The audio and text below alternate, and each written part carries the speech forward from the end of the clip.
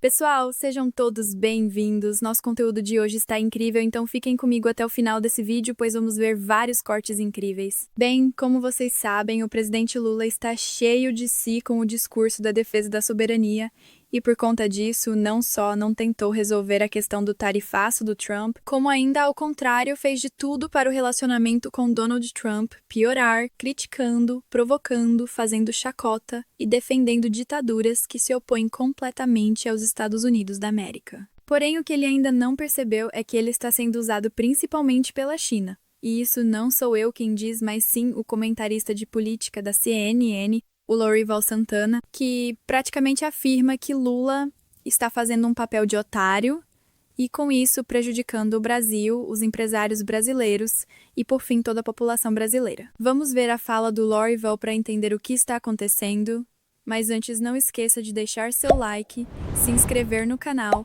e acionar o sininho das notificações para receber novos conteúdos sobre o assunto e também deixar seu comentário, pois isso ajudará nosso canal de direita a crescer cada vez mais. Bem, obrigado por nos ajudar e vamos ao vídeo.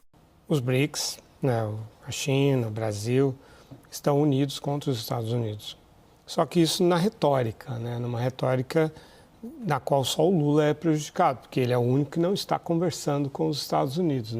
Indonésia já fez acordo com os Estados Unidos, África do Sul já fez acordo com os Estados Unidos, Índia já fez acordo, China está negociando, obteve ontem mais 90 dias para negociar, a não aplicação da tarifa máxima de 145%, e ontem obteve um anúncio do Trump de que a Nvidia poderá exportar os chips mais sofisticados para a China, dos quais ela estava banida.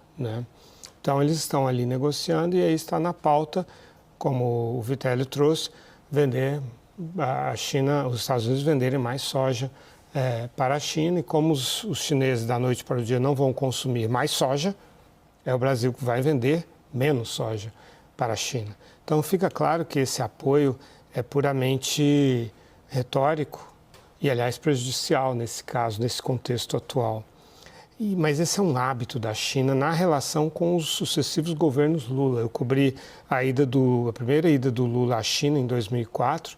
O Lula reconheceu a China como país de economia de mercado, com isso prejudicando as ações antidumping brasileiras contra a China, e em troca a China prometeu apoio para um assento permanente no Conselho de Segurança do Brasil. 20 anos depois, o Lula voltou à China, assinou um memorando de compromisso abrindo caminho para a entrada do Brasil na nova Rota da Seda.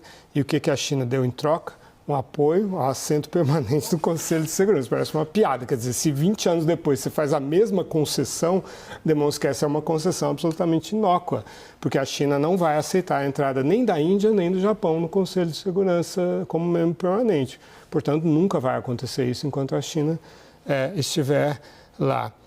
Então, os chineses sabem manipular o deslumbramento que o Lula e o Celso Amorim têm pela China, e com isso o Brasil só se afunda em termos políticos na relação com os Estados Unidos, que estão lá anotando no caderninho tudo isso que está acontecendo.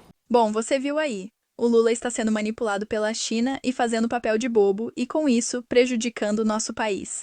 Mas vamos agora falar sobre os ministros do STF que estão tão em pânico por medo da Lei Magnitsky que estão começando até a atrair o Alexandre de Moraes. Quem vai nos explicar é o Deltan Dallagnol.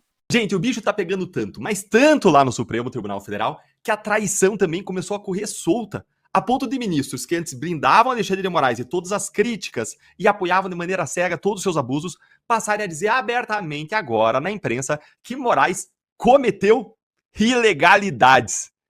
Minha gente, o que uma Magnitskyzinha não faz na cabeça de um cidadão que está prestes a ver todo o seu patrimônio ser bloqueado e tirado dele, hein?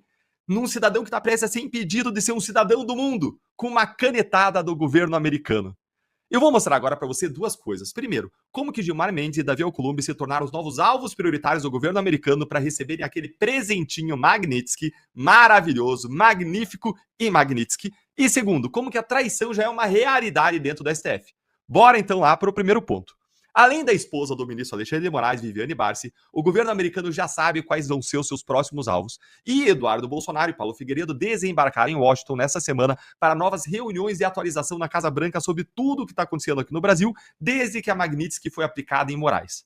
Na pauta dessa reunião, que deve acontecer agora nesta quarta-feira, eles vão discutir como a imprensa e o STF reagiram à Magnitsky, como os bancos brasileiros reagiram, e aqui tem um ponto importante.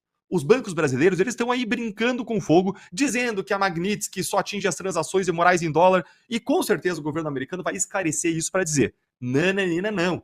Agora Moraes é um pária mundial e não pode ter conta bancária em lugar nenhum, a não ser que vocês, bancos, queiram, é claro, receber aí uma multinha bilionária ou uma sanção secundária e perder acesso ao sistema financeiro americano também.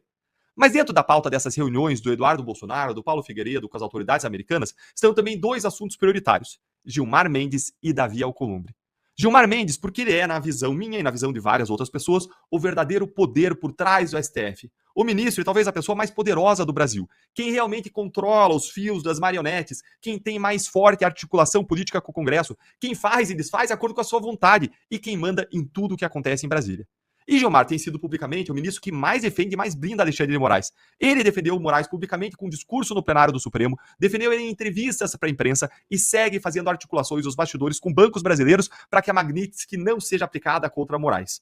Todas essas ações de Gilmar Mendes são exatamente o que a lei Magnitsky pune em relação a terceiros. Quem ajudar, quem apoiar, quem auxiliar um sancionado, vai se juntar a ele na lista de sancionados e de párias mundiais. E tudo indica que o Gilmar logo vai estar de fato nessa lista. O outro assunto, é claro, é Davi Alcolumbre, que disse de maneira pouco inteligente que nem que existam 81 votos pelo impeachment do Moraes, ele vai pautar o processo contra o ministro. Alcolumbre se tornou o principal escudo de Moraes no Congresso, mesmo com a maioria já obtida pela direita e pela oposição para pautar o processo de impeachment. Isso torna ele um dos principais alvos da Magnitsky, porque, como Gilmar, ele está servindo aí de linha auxiliar do sancionado Alexandre de Moraes. Agora, pessoal, vamos ver a situação do ministro Barroso, que tem um apartamento luxuoso nos Estados Unidos da América, com um valor altíssimo e que dificilmente poderia ser comprado com o que ele ganha no STF, mas parece que as máscaras estão caindo com a ajuda do presidente Donald Trump e o pior para o ministro é que não vai mais poder usufruir do seu apartamento. Vocês devem estar morrendo de peninha do ministros, né? Fala a verdade. Brincadeirinha. O presidente do Supremo, o ministro Luiz Roberto Barroso, ele tem um apartamento ali em Key Biscayne, que é ali na região da Flórida, uma região de ricos e milionários, né? Essa região onde ele está, não é Miami Beach.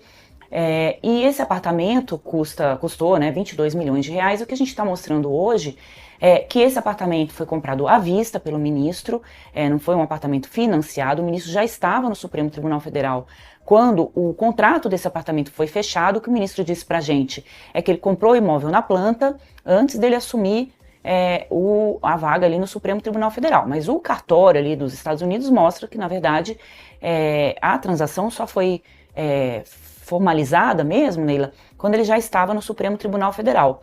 O condomínio desse apartamento é bem salgado, viu, Neila? 15 mil reais por mês. Uau. O condomínio que o ministro precisa despender para pagar esse imóvel. A gente está vendo aí imagens, né, desse local. Quem morava nesse imóvel era o filho do ministro, que trabalhava, né, no BTG, lá, para o BTG lá dos Estados Unidos, e que decidiu voltar para o Brasil, não retornar mais ao solo americano, justamente por conta dessas ameaças que o Donald Trump tem feito de atingir não só os ministros, como seus familiares. Então o filho do ministro voltou para o Brasil, não sei o que eles vão fazer agora com esse apartamento, mas o fato é, se o ministro Barroso for alvo mesmo da Magnitsky, como se ameaça, esse imóvel e qualquer operação financeira que ele tiver nos Estados Unidos vai ficar congelado por conta da força da lei. Bem, pessoal, agora gostaria de pedir a vocês que gostaram do vídeo, que deixem seu like e seu comentário, e não esqueçam de se inscrever no canal e acionar o sininho das notificações para receber novos conteúdos. Bem, vou ficando por aqui. Fiquem com Deus e até o próximo vídeo.